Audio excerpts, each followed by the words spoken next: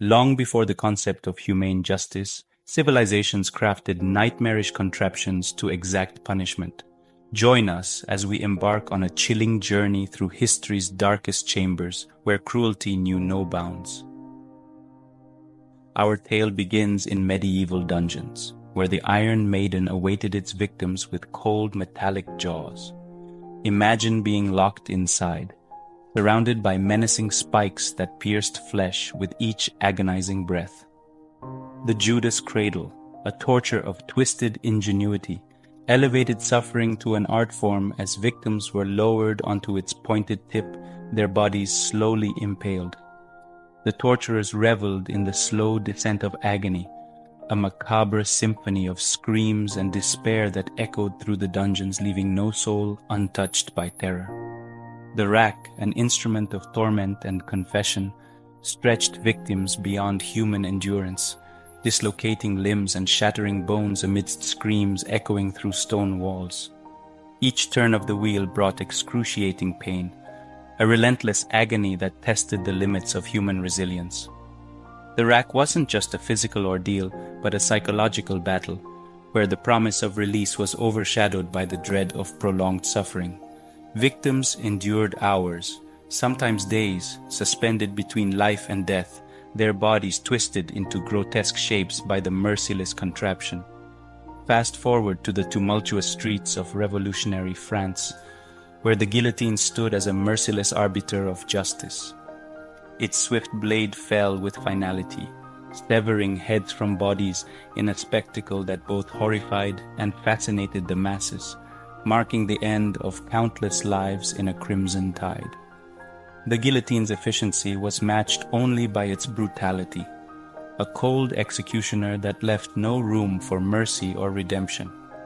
Each execution was a public spectacle, a grim reminder of the price of defiance in an era of revolution and upheaval.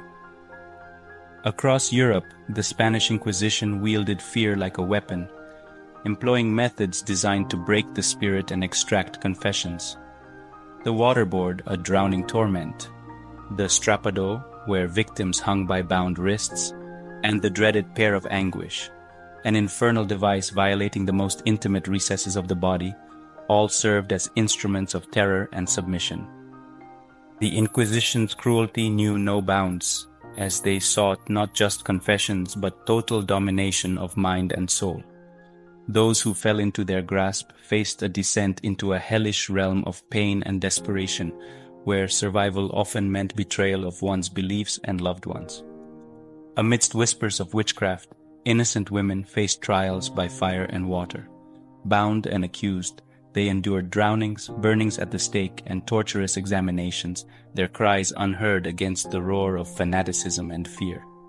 The witch trials were not just a perversion of justice but a testament to the darkest impulses of humanity, where superstition and hysteria led to unspeakable horrors.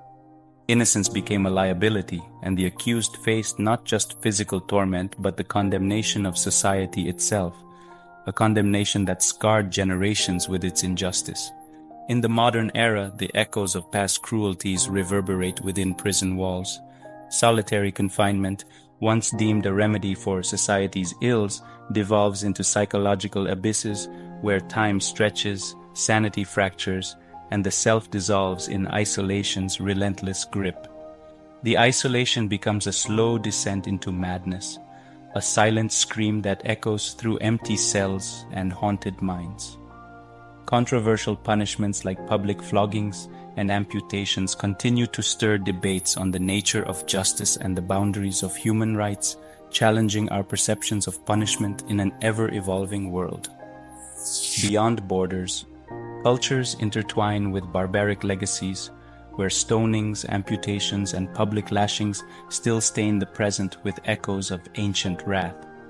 The clash between tradition and human rights ignites debates that challenge the very fabric of justice and morality. These practices serve as reminders of humanity's capacity for both cruelty and resilience, where the scars of history remain etched in the collective conscience.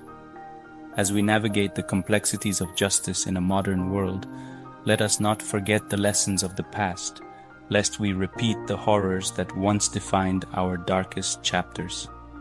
As we conclude this harrowing journey, remember that the past's shadows cast long, cautionary tales of humanity's capacity for both cruelty and resilience.